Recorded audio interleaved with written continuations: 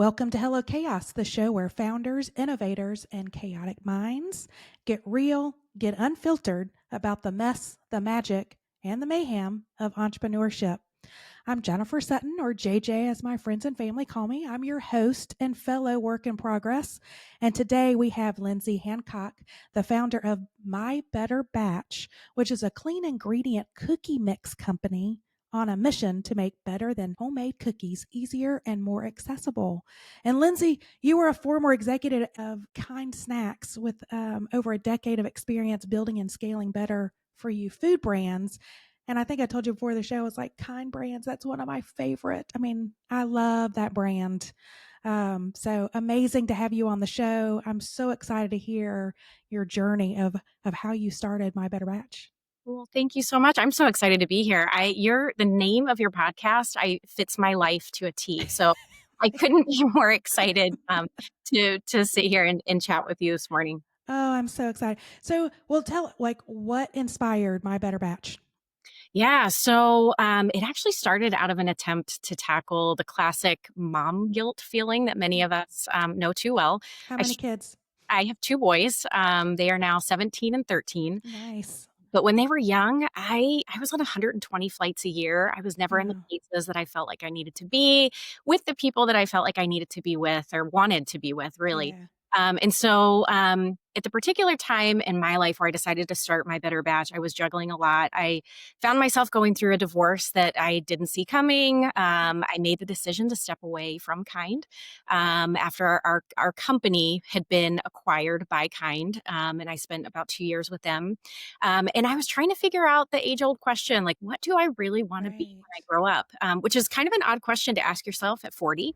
No. And so My Better Batch became, it began as a place in a place that I think a lot of us can relate to. I was trying to balance everything. And during that time, baking became my way of showing up for my kids. It checked my mom guilt box. And there's nothing quite like the satisfaction of baking something from scratch, but who really has time to do that? So I wanted to create a product that empowered moms like me to leave the guilt behind. And even when you're short on time, and have a shortcut that you could feel good about. So, like you mentioned, our cookie mixes are crafted to taste. I call them better than homemade, but Mm. honestly, so good that you could pass them off as your own recipe or grandma's secret recipe, and nobody would know the difference. Are So are they already cooked like in a package, or are they like the raw dough that you then bake? it is actually a mix. So it is a dry mix. So all the dry Okay. ingredients, and all you do is add butter and an egg. So super simple. Throw it all in one bowl. I say they're as easy as 3, 2, 1. So 3 easy steps, 2 ingredients added, in one bowl to clean up when you're done. Which is Yeah. I think our journeys probably similar. As I told you, I started my agency in 2013, but it came out of um, I have four kids. I've got now they're 14 to 24, but back decade, working in agencies, I was gone 10 days out of every month.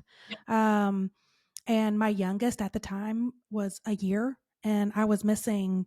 I missed I missed my 2 year old son's birthday. It just was, and then you do have kind of that mix of mom guilt, and then also at the agency I worked for was, um, I'm like, man, I'm working 90 hours a week. I'm putting in all this, and we got to restructure here. This is not sustainable, not for me personally, but our agency can't scale if we're just not organized in the way that meets our client needs.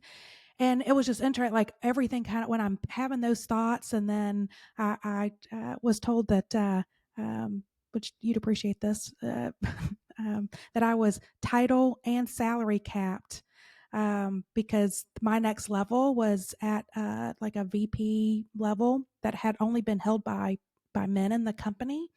And I'd noticed, the decade or so I had worked there, every time I got a promotion, I was like the first manager, the first director, the first department head, the first executive. And every time I would get promoted, they would promote all the other men to a different level. And so one of my teammates was like, every time like a new circle is created because you're never going to be in that circle. Yeah. And it didn't dawn on me until that's the 2013, earlier that year, I was told, look, 5 or 10 years, hang on, but the next level, they're just, VP means something and it's for men. Um, and so I was like, ooh, I, I think I need to pursue a different path.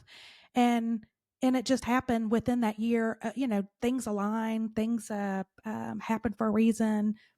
Past clients, connections had reached out and said, would you ever go out on your own? Would you ever? And I'm going, I'd never thought about that. Maybe I should do that.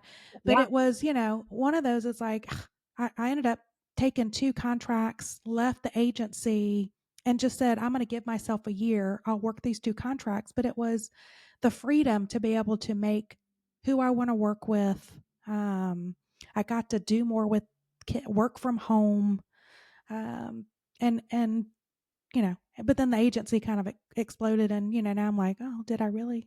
The first 5 years I had a lot of flexibility, but then it got super hard when it scaled. It's But hard to no, it is, that mom guilt is it's real. and I think it hits us all a little bit different, but I think we all can relate to that Right. feeling of just constant. There's a lot of people that ask me about work-life balance, and I hate that I do term. too. I've never understood it.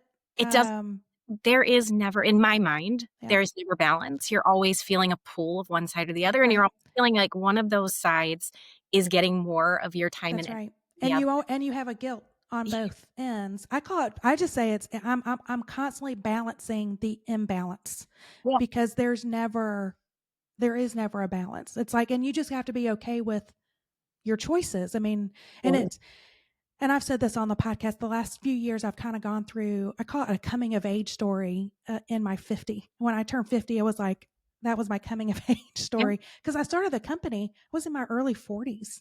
And it's like, I don't look like other entrepreneurs. I don't look like other founders. I've got 2.5 decades of experience of most other agency owners Right. when they started their companies. And being that working kind of mom my entire career was, I think it gave a different perspective, and it shaped the model of the agency Absolutely. of, I was like, what frustrated me the most in corporate, world or traditional agencies. Now it doesn't matter. Now this isn't even a conversation anymore, post COVID, but 12, 13 years ago it was, of, I didn't care where people worked. We had an office building that we had bought, and it was designed more as think tank rooms or communal spaces, like to plop in. And so if you needed a desk, you could come in and work. But that's not what, it's more about, are you meeting um, client deadlines and producing good work? Is the team excited to work with you? And are you kind of holding and protecting the agency and our mission and our purpose in a way? And that's kind of how we judge people, not the hours they worked. And to Sounds like me, it's like reward based on your efficiency. Absolutely. It sounds like you were ahead of your time. Yeah. I think you're exactly right. Back in 2013, it was different. The Yeah. environment we worked in was different. The expectations were different. I still think it's hard to be a woman in business, and Yeah. had I had coffee with a student at a local business school here, and I said that to her. She was asking about, like, what can you share with me that I'm not learning in the classroom? Right. And it may Oh, that I big. couldn't, but I said, it's hard to be a woman in business. And she looked at me kind of like I had three eyes and said, well, what do you mean? And I said, well, things have gotten easier over the years, but Right. I remember attending one of my first trade shows. I was in my 20s. I was with the founder of the company. I was employee number one of a company called Creative Snacks, based here in High Point, North Carolina. And that's the company we ultimately sold to Kind. And I was with the founder, and I remember going up and trying a sample, and someone looked at us and said, "Are you the wife or the secretary?" Mm. Like, and this wasn't that long ago. Right. And what was interesting is Marius Anderson, who is the founder of Creative Snacks, who is still a dear friend and investor in My Better Batch. He has three daughters, and he's very aware. and he Yeah. he would correct those things as they were happening, which that doesn't happen in every environment. No, it doesn't. But yeah, it's sad that it exists. I think it makes us work harder. I think we're constantly aware of it. I think there are some people around us, men around us that can see it happening, but I think there's a lot that don't. But I think it pushes us. But I think I just think women are so resilient, and Yeah. we juggle a lot, and I think that we just learn to deal with it and push through it. Well, this episode of Hello Chaos is brought to you by Bright Marketing, a curiosity driven full service agency that has designed a business model specifically for small to mid sized businesses. Bright is a full service agency that crawls, walks, then runs alongside a business, providing CMO level strategy combined with an execution team. They find the friction in a business and brand, whether it's in brand, in marketing, or advertising, and then deliver on the activities to eliminate, smooth out the frictions so that the company accelerates growth. Because here's the thing, owners and most executives didn't really get a crash course in brand marketing or advertising. We came out and saw the gap of knowledge, the gap of resources from a full service where we find the friction, we build the playbooks, we create the plans and create the consistencies in brand, and then we work on where we need to show up from an advertising perspective.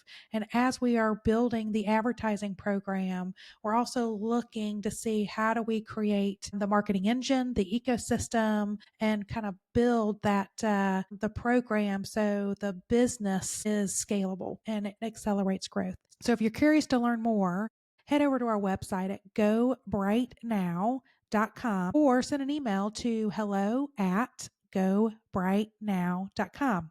We are able to take on 5 new clients by the end of the year because we can't work with everybody. We'd love to, but we are taking on 5 new accounts in Q4. We love to bring you on board. So sign up for a free discovery call and we can walk through to see, is it a right fit? Are we the right agency for you? And can we help you grow?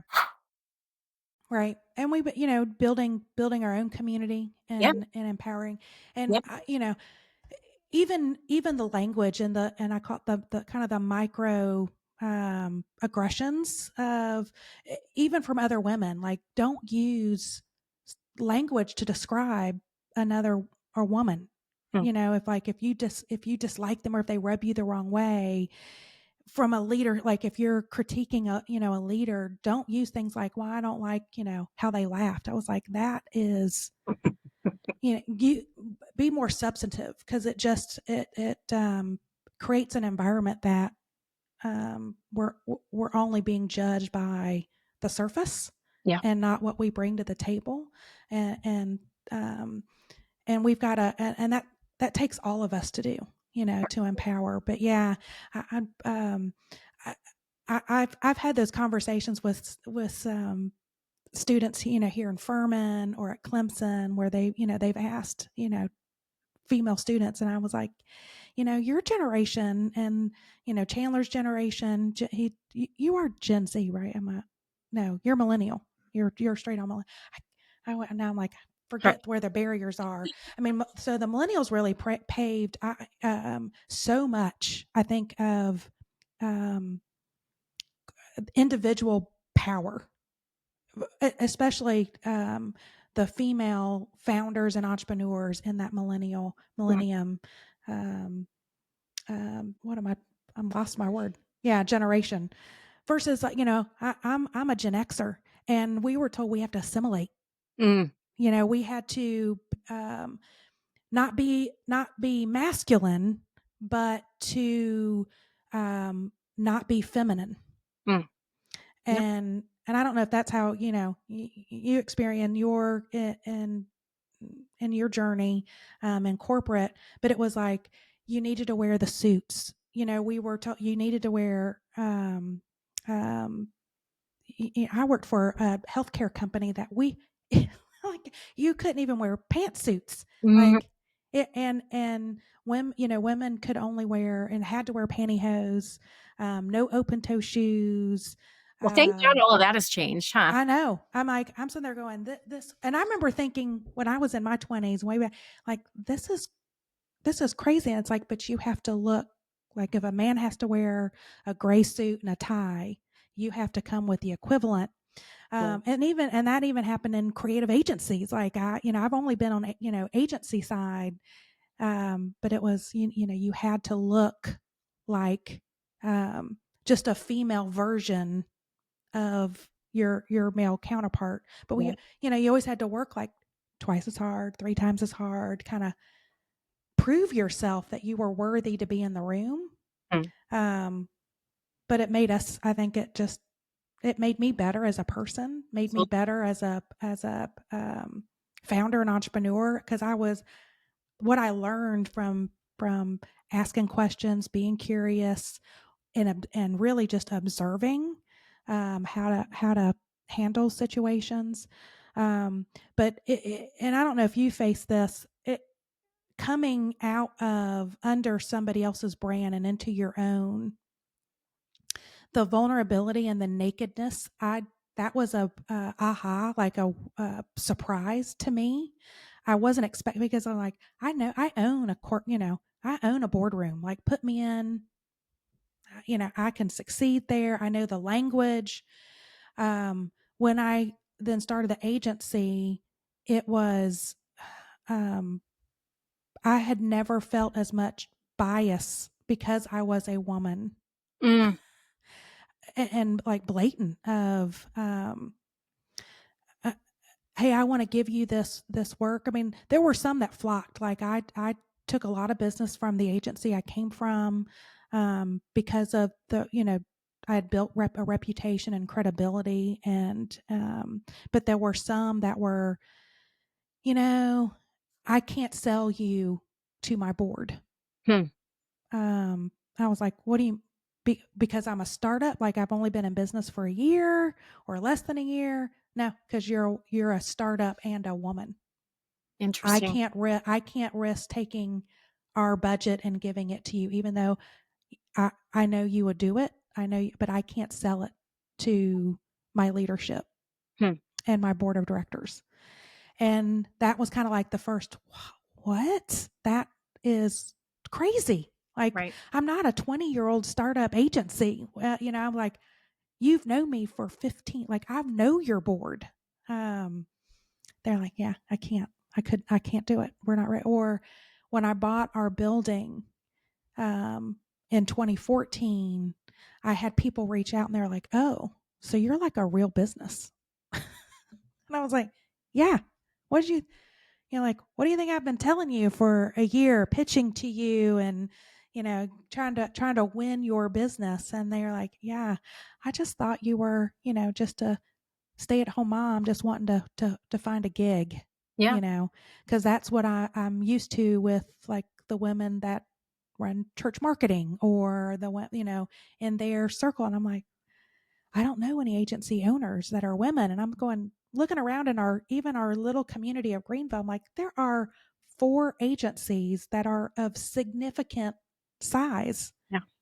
that are owned by agencies, but their husbands are the CEOs of the top businesses. Mm. And so they were like, oh, well, we know those were just hobbies to keep them. And you're not, that's not the same. And I'm like, oh. So it was just learning kind of that environment was really, I wasn't expecting that. Yeah. Um, Yeah. and then having to maneuver how, um, I the things, the language that, people use, or, um, uh, how they open doors or don't open doors Hmm. for you versus, peers. I became like, that first year, 2 years, I became like a Hawkeye observer of, because it just shocked me. Yeah. Um, Unexpectedly, and then I started watching of behavior of folks, to go, okay, I have to I'm seeing those codes, I'm seeing those signals. How do I approach it differently so that I can I can enter those spaces? But I felt like it was me all over again of just a new circle was formed that I Sure. was still sitting outside of it. Yep. Um, and I'm like, good Lord. Now Yeah. it's just way more open and Abs- people are the filters were off. Um, But I think, like any change, I think you have to go through, I think you just happen to experience that change, have yeah, part of that change. And, we still have a way to go. But I think for me in starting this company, I think you used to have to, I think there was this thought that you used to have to choose between being a good mom and a wife. yeah. You And don't have to do yeah. I think what I'm experiencing now is that you don't. And I think some of Mm-mm. it is our mindset change too, quite Yep. honestly. Um, I think this for me came out of COVID a little bit, is that, we really can pick and choose how we want to spend our time. Our Yeah. time is That precious. that's It's right. short.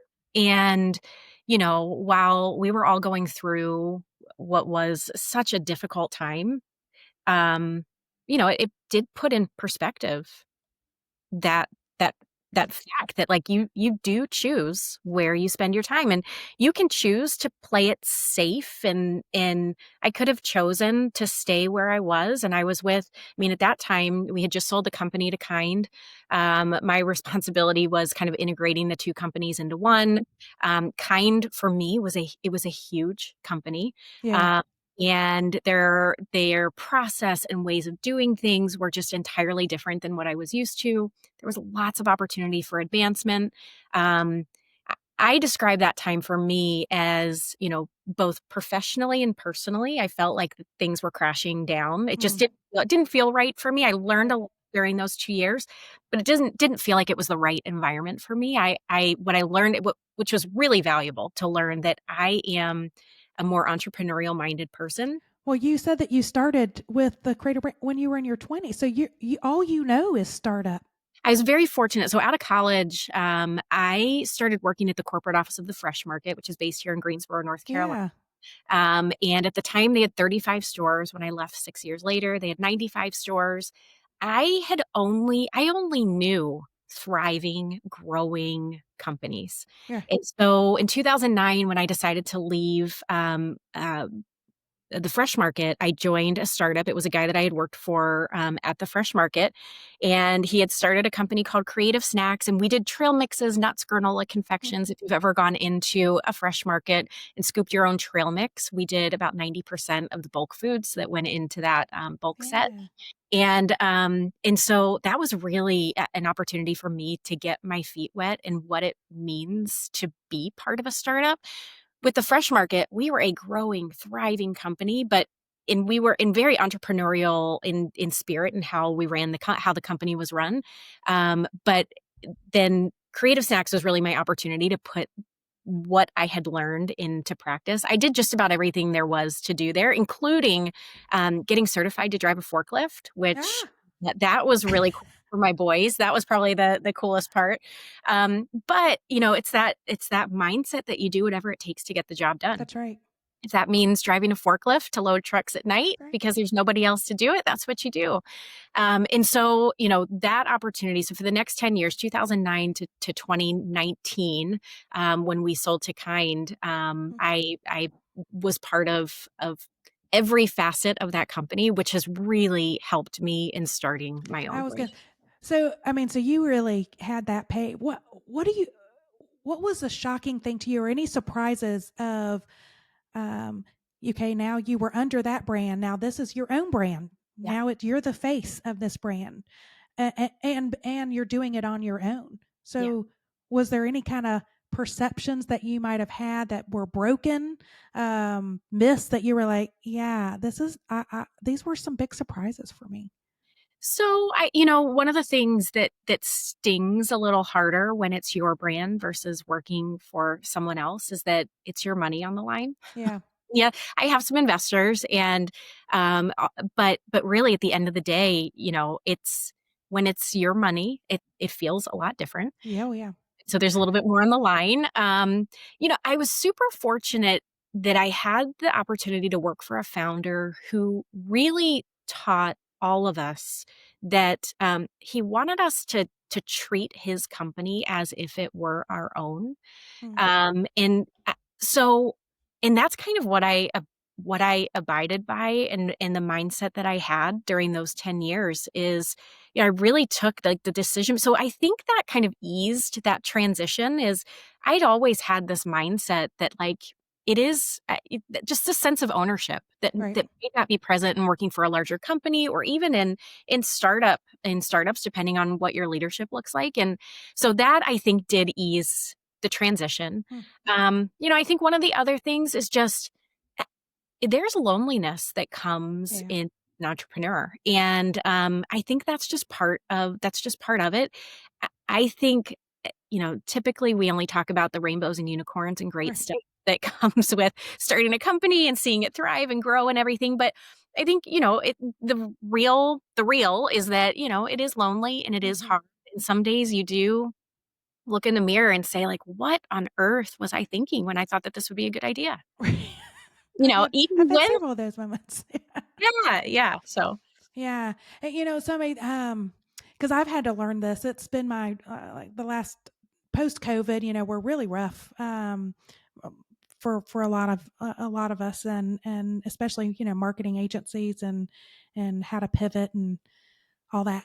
And I did, like, you do feel isolated, but then somebody was like, Trumper, but that's you don't have to. So that's one of the reasons I started the podcast, was a way to talk to other founders and kind of build a more connected community. But yeah, also it was like, you're right. I need to stop being um, isolated myself, and find and reach out. And the minute it was like, I didn't realize how thirsty, like, yeah, you know, I know I'm thirsty for, was thirsty, yeah, but the thirst of having a safe sounding board, or a circle of cheerleaders. absolutely, Um, um, but, yes, you can hire coaches, and you can have mentors, which are super important. But I think having just a moment of like, I don't have a big thing. I just need to either share a story, or share a win that doesn't seem like it's a big win to most people, and to have that community to be a cheerleader. absolutely. Yeah. I don't know about you. I mean, it is tough for me to toot my own horn, and Oh, yeah. I've always struggled with that, and I think that was one of the beauties of working for someone else is I had an opportunity to lead, but I could do so kind of in a quiet, Right. nobody saying nobody knew wouldn't be the right way to describe it, but it was like a quiet, I can be behind the Right. scenes and driving change and moving things forward that way. When you're a founder, there is you've got to put yourself out there. And I think that is a really comfortable place for a lot of founders. That does not describe me at It, all. it actually, most of the founders we've talked to on the podcast, the majority, I don't think I mean, we've had a couple, but I would say the majority of they're like me. I'm an introvert. It's, I'm a behind the scenes. I'm a workhorse. I'm a Yep. behind the scene. And we find that that's, in our conversations, it seems like it's more of the norm. And I've had to, someone else used this. This is not my phrase. It was another founder but it summed me up, of being a learned extrovert, because you have to recognize that, yeah, you need to be out there, but also you need to show, maybe sometimes you got to show that extroverted, personality to your team, to keep the energy, Abs- to lift up. But it is, Yeah. uh, yeah, I think I'm just sharing that with you, of like, no, more of the conversations I've had on the podcast have been more like me, more like you, um, which is then just another thing of like, hey, you're not alone. Yeah. Oh, You're not absolutely. alone in this. Absolutely. Who has been your best cheerleader? So I think it's a combination of things. I think, my family is a fantastic cheerleader. My parents have recently moved down here. I'd never as an adult lived near family, and so Oh, yeah. have gone through the divorce and then have them come down here, and my boys are older now and don't require the same amount of care that they did at one time. But just to be part of things with me. My 70-year-old mom and dad are in the warehouse with me, packing up pallets and Ah, helping me and ship trucks. I bet they're having a blast. They are having a blast, and you know what? Their rate of pay is pretty great.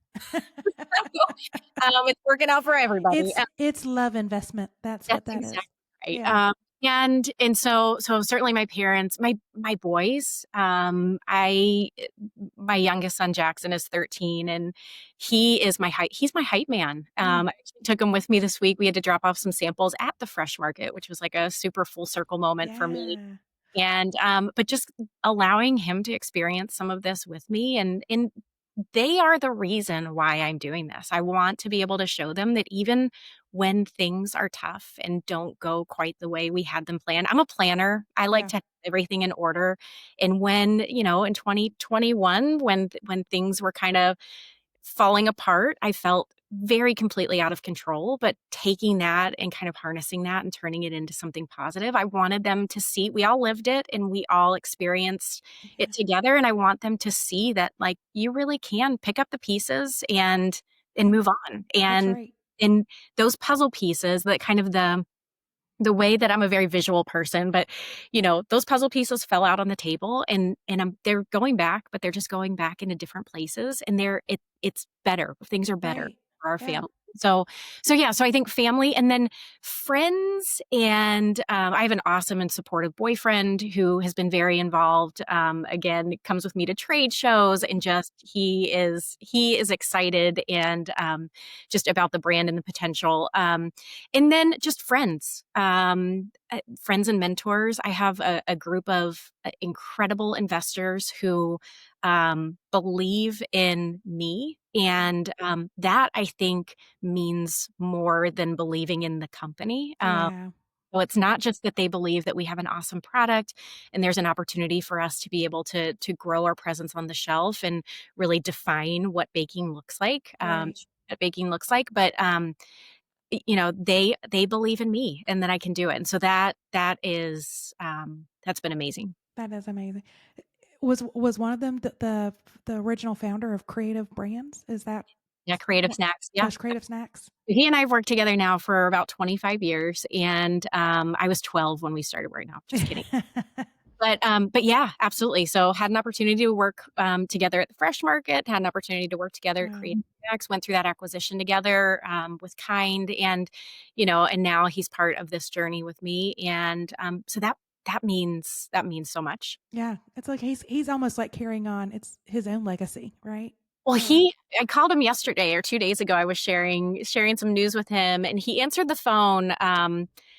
Oh, it's my favorite entrepreneur. And I was like, man, you know a lot of entrepreneurs. So that makes Yeah. it really good. Like we can mic drop moment. We can hang up now. We're done.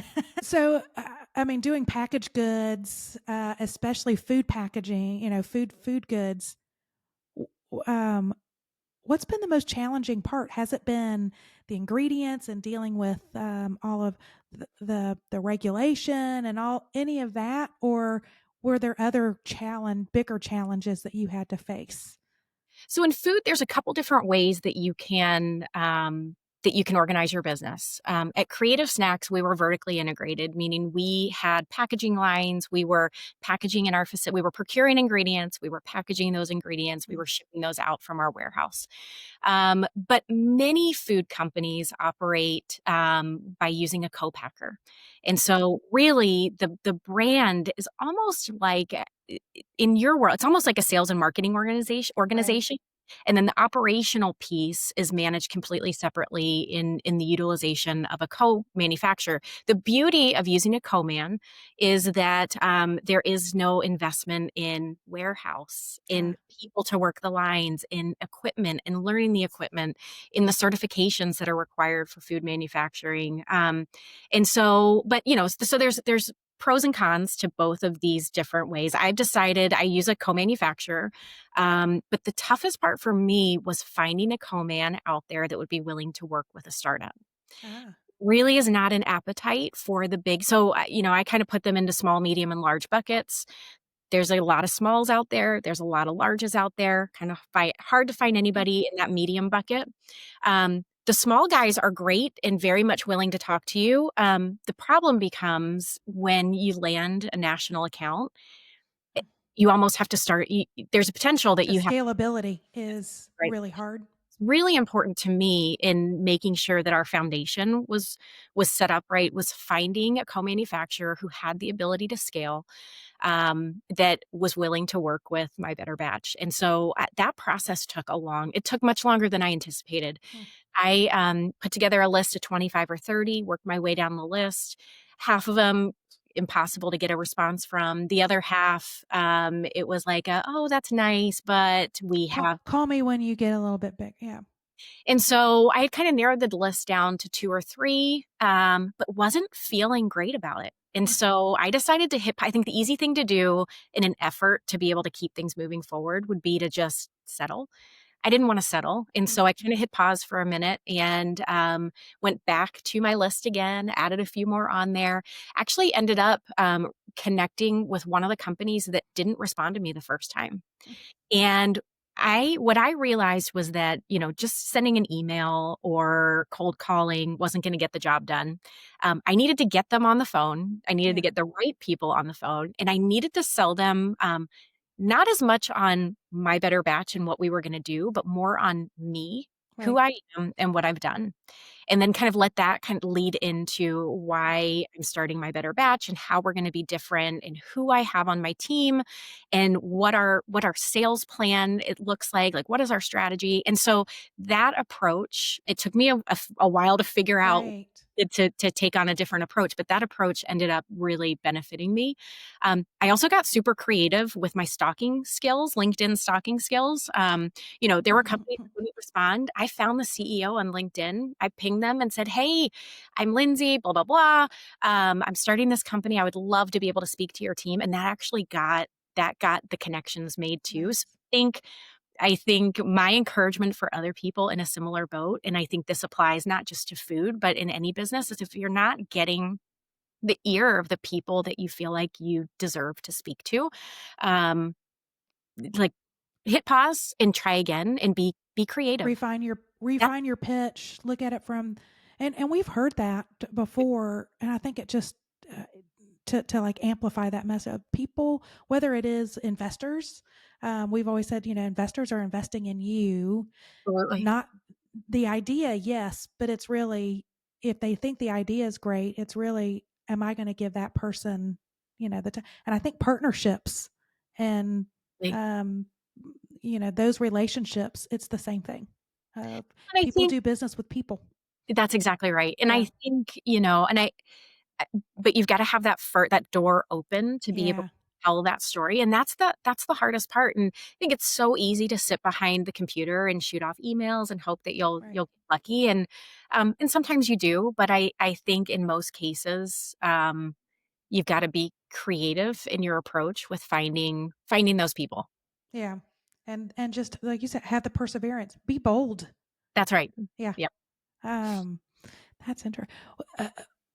What have you learned about yourself in this part of your journey? Oh, man, it is a constant. I am constantly learning. Um, I think I think I have learned to have more confidence and trust in myself. Mm. And that's something that that's something that I just Yeah. personally have struggled with, not just professionally, but personally struggled with. And so I think, and that kind of goes back to having the friends and family and mentors, Cheerleaders. yeah, Yeah. around you, reminding you of those things. I think that's why it's so important to have those people in your life who can encourage you. And it doesn't always stick, but it does. If you can just soak up a little bit of it, it does. So I think just trust and confidence. I also think, I am a firm believer that if you wait until you feel completely 100% ready to do something, you will never, Yeah. ever move ahead. Right. And so I've had to allow myself to move forward knowing that I probably will need to change course a little bit. Yeah. But in But doing so, at least I'm kind of put one of my investors, he has a great he always says, "You just need to move the ball, like, 1 yard at a time. You don't right. have to go the full field. You just gotta keep moving it forward." And so, so I think it's just confidence and trust that I am making sound decisions, Mm, that my strategy is in line with where it needs to be, that and that I'm continuing to see forward progress. And you don't see that day to day. You see that month to month, or you right. see that, but you do not see that day to day. And so just to allow myself to make some mistakes, and that's okay. That's okay.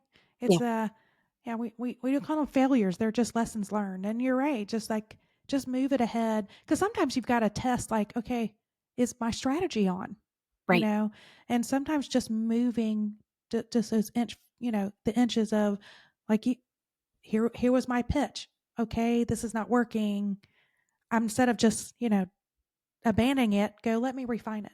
Let Yeah. me try this. Let me try that and see what lessons we learn from those steps.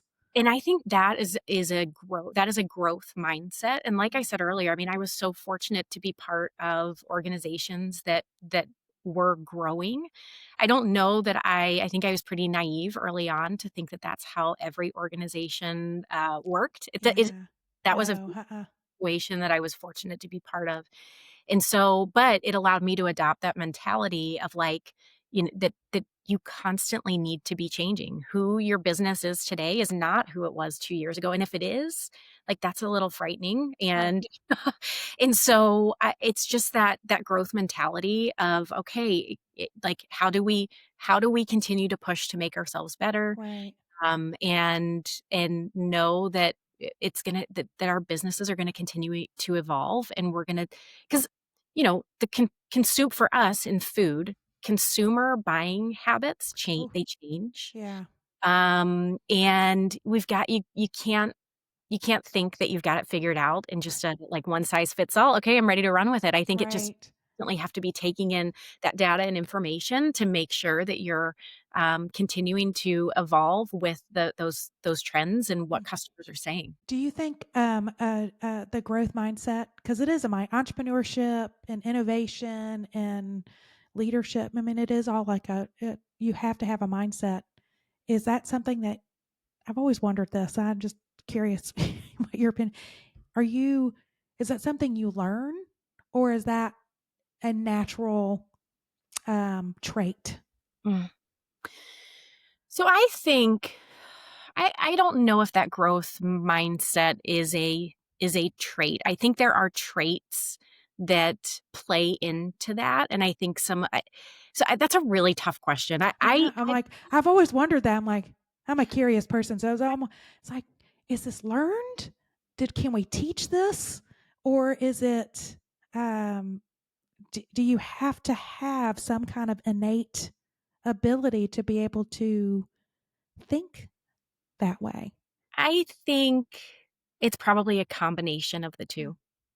I think there are probably some traits um, that you either have that ability, right. have it in you. Now, I think through having great leadership and mentors and opportunity, they can bring that out They of can you. elevate it, give more confidence. Maybe it's um, empowerment, I think kind so. of those environments. But I've often said in managing, I mean, managing people are tough. And, in managing people, like Yeah, there are just some things that cannot be learned. right. And, so I think it's probably a combination of the 2, to kind of play together to Yeah. form I mean, that makes we had to refine our company values sense. and the trait for what we hire for, what we celebrate. And we recognize it was nothing was like skills related. It was we can't teach this. Right. Like you can't teach curiosity. Yeah. Um, you know, but I can celebrate it. I can hire Excellent. for it. That mindset You where you can can't encourage it. teach Yeah. having a collaborative. You can't teach humility. No. Um, those things of. So yeah, we've tried to refine those things because that's who we want on our team. Absolutely. and but yeah, and we've kind of defined it for have you kind of done that with your as you're now starting to scale, you know, So, I mean, we are hire your parents and say, "This is how I'm gonna evaluate you, mom and dad, gonna be on your careful with work." how they're evaluated. I gotta treat them a little different. Um, so I think, we're not quite in the stage yet. We are operating with a very, Lean very team. team. I'm using some outside consultants and folks that I've worked with before just to help me in certain areas. And just trying to figure out who we are going to need on the team long Yeah, term. Um, I think if I were to have defined that as I started, I probably would have gotten it wrong. And so I really didn't want to risk hiring in the wrong areas until I kind of knew how things were going to right. shape and what skills I needed and where I needed those people. But yeah, I think culture and values and I think that is extremely important to Oh, the so organization. important. I think in a CPG consumer good. I think that comes across in how, I mean, you mentioned Kind Yeah, and really admiring the work that Kind did. I mean, Daniel Lebetsky, the founder of Kind, he worked really, really hard. right. So that not only the people working for Kind felt that and understood the values and what was important, but also the consumer picking up that bar, running through the airport, they felt that and they could you could see it both internally and externally. Right. And Big brands, yeah. yeah, I think that defines organizations. I think that is something that I'm gonna have to, work really hard on over the next couple years as we build out How do you our define yours? that's Yeah. right. That'll be fun, but It's it's really a fun. fun Yeah, process. absolutely. Yeah. Do you think if you had no fears, would you be doing the same thing? I think I would. Would you be doing what you're doing? I think I would. I think this is where I'm meant to be, and I think that I am reminded of that, often through very subtle cues and in hints and so, yeah, I think the biggest challenge for me was just taking that risk at the time that I did, and I think we are taught as, kind of moving up the ladder and Mhm. to I don't know if play it safe is the right thing, but we're taught to, like, you don't quit a job before you have the next job. You don't Right. need to have a job Ri with a company so that you have the health risk insurance. management. That's right, like, you have health insurance, you need to make sure there's opportunity for Right. advancement, all of those things. Well, I mean, I decided in December 2021, I'll walk away from this nice cushy job with opportunity for advancement. I did some consulting for a little while for some smaller brands, just trying to get my feet on the ground and figure out what I wanted to do, and so it's like, I just kind of threw all of those things that were taught out the window, and I'm not advocating that that is good in every Yeah. situation. I was at a stage of my life, both financially and with the experiences that I had had, to be in an okay position to take a risk. I don't Yeah. know risk is always appropriate, but for me at the time, it was the right thing to do. I still am confident in that decision. And so, yeah, is it scary? It is super, Oh, yeah. but I feel like, yeah, this is where I was meant to be and kind of how the winding road where it was gonna take Right. me. The journey led you here Right. but think about the biggest risk was on you. That's the best investment. Um, I also didn't wanna have I didn't wanna have regrets of not doing something. I mean, yeah.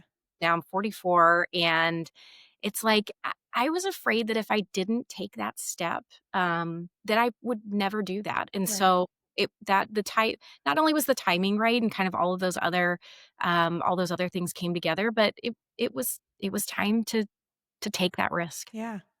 Celebrate you. You need to Yeah. do that. Yeah. What you mentioned some pieces of advice that you've gotten from your, mentors and watching some of these other founders that you've worked with in these environments.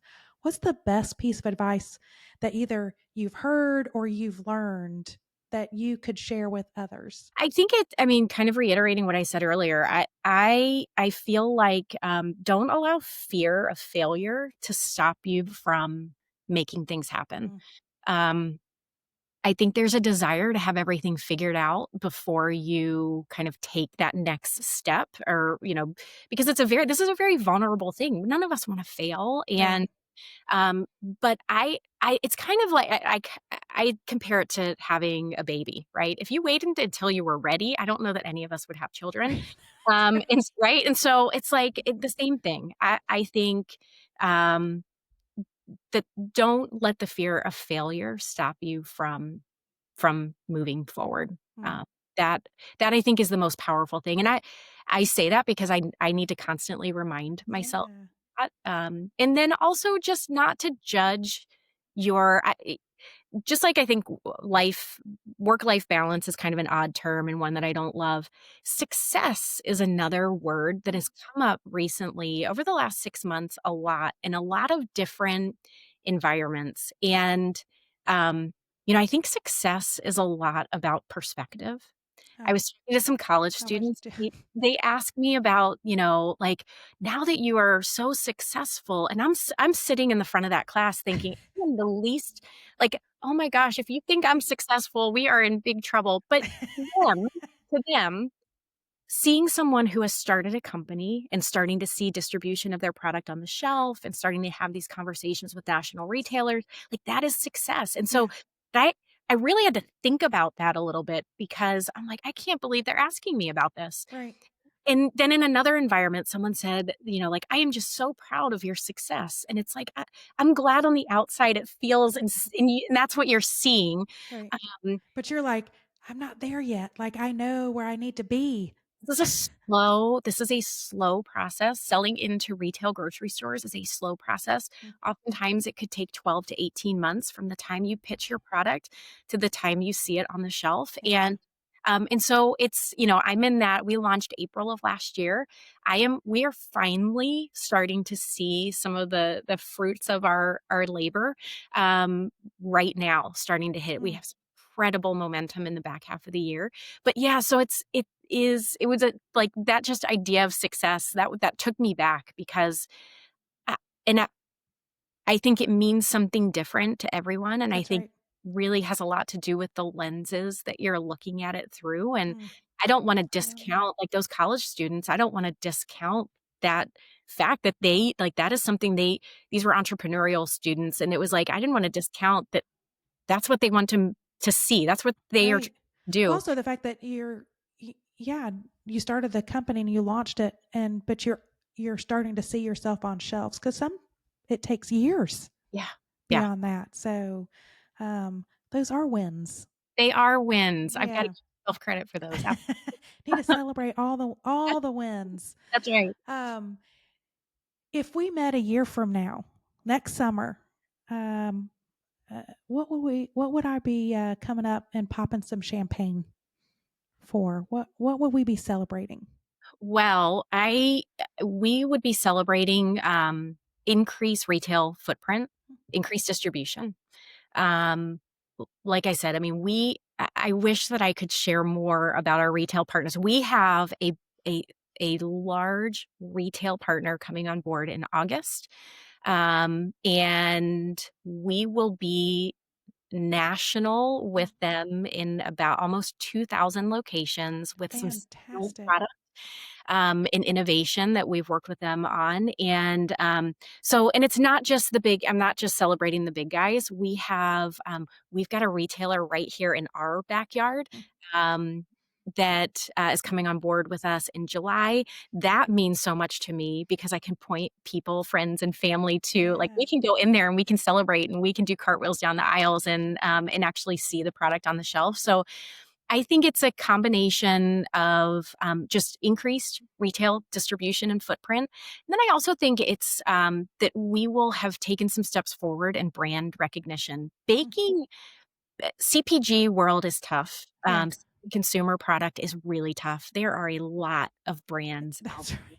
there. A lot. Getting on those shelves. Oh my gosh. It Yeah, it is tough. it's really but and I think in baking especially, I mean, if you think about walking down the baking aisle, there are some legacy brands. It is dominated by Oh, legacy brands, right? Where you see a color and you know The exactly red box. the red box or the blue box, and you know exactly who that is. Right. And I don't think there's been a whole lot of innovation in baking Hmm. because of that. Um, because it is it's dominated by those legacy brands. And so I think for us in My Better Batch, I think it is building brand awareness and building recognition. And that is that's a tough feat. And so Yeah. that's where we're Because working. you're carving out a different category, like another category in that baked Yeah. goods. Yeah. But at the same time, I was really intentional with wanting to sell a product that appealed to the masses. So yes, I'm up against those big legacy brands, but I wanted something that appealed to the masses. So our product is not attribute specific. It's not gluten-free, paleo, low sugar, Right. any. It is made with clean non-GMO ingredients, which cannot be said for the competition, Right. those legacy brands. But I want to be able to compete against them, and I want to be able to be on the shelf next to them. And so yeah, I think it's just getting our story out there, our message out there, and having consumers know who we are and what our product stands for, and that there is a real person Yeah. behind this brand, and kind of what my goals are for the company. Yay. Yay! We're going to celebrate it. Pop some champagne. I Uh, love that. I do too. Um, so sum up your journey in one word. What word describes for you? So I think the word is bold. Nice. Yeah, I think it's boldness, probably even during times where I felt like I didn't have the permission to be bold. Right. And I don't think I think during a time where I didn't realize that that was happening, but looking back, it did require boldness to Yeah. be able to push through. I had to give myself a 40-day bold acts It challenge. So because I hold myself back, we all do. So um, I love that word. Yeah, it's a good We one. need to do more. We need to be more bold. Absolutely. Step into our boldness. And So if it's what I want my kids to yeah, I want them to be. Being a kid is tough. We got right. a schooler and a high schooler, and, it's hard. I want them Be that more is something fearless. that we all can be bold in our house. Yep. Oh, I love that. Okay, define the next chapter. What word? What word would you like to describe that chapter? So, there's one that came to mind earlier, but I think I'm gonna change. I think it's just Mm. resilience. As I look ahead, I think that as a planner and a, box checker, I think I know what I need to do to be able to get there. But I think what we all know from experiencing these journeys is that it doesn't quite go as planned. And so Right. I think I want to be able to look back, and I to know that I was resilient in kind of taking the turns to be able to make sure we get back on track and continue to move forward. Two. That's one of my two of my favorite words. All right. And the fact that what I love asking those questions because I get a different answer, Do you? even though we have similar um, journeys in terms of I- I- when I say like similar challenges, similar surprises, similar, but our journeys, how we got there, are all different, That's and we right. all have different words to describe both the journey and then the look ahead. Yeah, So it's two of my favorite questions. Um, Oh my gosh, Lindsay, this was fantastic. it I was great. love talking to you today. But before we go, where can people get a hold of you to connect with you, and how can they find your product? Where can they shop to Yeah. support you? So the best way to be able to get in touch with me, just to connect on the entrepreneurial journey, would probably be through LinkedIn. And I am posting on a weekly basis about I call it the real CPG journey, but just kind of kind of weekly some of the things that I am learning through the process. So very much an open book there. So Lindsay Hancock on LinkedIn. And then I think to keep up with our journey, it would be through social media. So we are on Instagram and Facebook and TikTok and YouTube and all the things. And so please, please, please follow us. Like I mentioned, we have some incredible momentum. And we will be announcing retailers that are coming on board. Right now, the easiest way to be able to get My Better Batch delivered right to your door is by ordering on our website or going to Amazon. It's Prime eligible, so it could be there tomorrow if you ordered right now. And then also we are available in Thrive Market, all 4 of our flavors. And then, but we are adding retailers, and it is starting in July. And so I'm just super pumped about that. And all of those announcements will be on our Instagram. So it's at My Better Batch. So that's fantastic. And by the time this podcast hits, you'll people will need to go to to find out where you are, because you'll be out there. That's right. It'll be out there. August, right? Yeah. Yeah. Okay, well, then I can confidently tell you that in August, you can shop for My Better Batch at Lowe's Foods here in the Carolinas, which is a local company based about 15 I minutes used to from. do work for them. Yeah. Yes. So I'm super pumped about that. And then we also will be available in 208 Target locations. And Nice. they will be selling our chocolate chunk cookie mix and our classic sugar cookie mix. And so you'll be able to go to our website and you can do a quick store locator to see exactly what stores will be available in. Oh, fantastic. Yeah. Congratulations, by the way. Thank you so much. Those are 2 huge wins. They are. They really are. I'm excited for you. Thank you, Lindsay. It was Yeah. good to get to know you. And that's a wrap on today's chaos. But the journey doesn't stop here. If you found yourself nodding along, laughing, or maybe even going, "Yes, Lindsay, I feel it.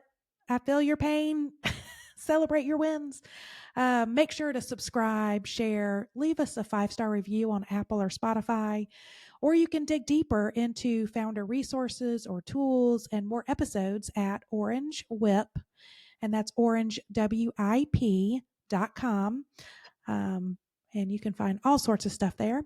Until next time, stay curious, stay scrappy, and remember, we are all a whip, a work in progress. Thanks, y'all. We'll see you again next week.